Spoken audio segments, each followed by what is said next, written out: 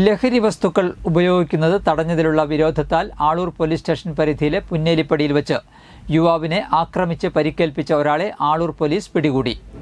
ആളൂർ വെള്ളാഞ്ചിറ സ്വദേശി ഇല്ലത്തുപറമ്പിൽ വീട്ടിൽ 18 വയസ്സുള്ള മുഹമ്മദ് ഷഹീൻ ആണ് പോലീസ് പിടിയിലായത്. കയ്പമംഗലം സ്വദേശിയായ 41 വയസ്സുള്ള ജൂബിനെയാണ് ഗുരുതരമായി പരിക്കേൽപ്പിച്ചത്.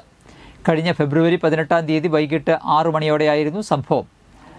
ജുബിൻ ജീവനക്കാരനായുള്ള പുന്നേലിപ്പടിയിലുള്ള കാറ്ററിംഗ് യൂണിറ്റിലേക്ക് 5 പേർ അതിക്രമിച്ച് കടന്ന് ജുബിനെ ഇരുമ്പുവടി കൊണ്ട് അടിച്ച് ഗുരുതരമായി പരിക്കേൽപ്പിക്കുകയായിരുന്നു. കാറ്ററിംഗ് ജോലിക്ക് വരുമ്പോൾ ലഹരി പദാർത്ഥങ്ങൾ ഉപയോഗിക്കരുത് എന്ന് ജുബിൻ പറഞ്ഞതിലുള്ള വിരോധത്താലാണ് ഇവർ ജുബിനെ ഗുരുതരമായി പരിക്കേൽപ്പിച്ചത്.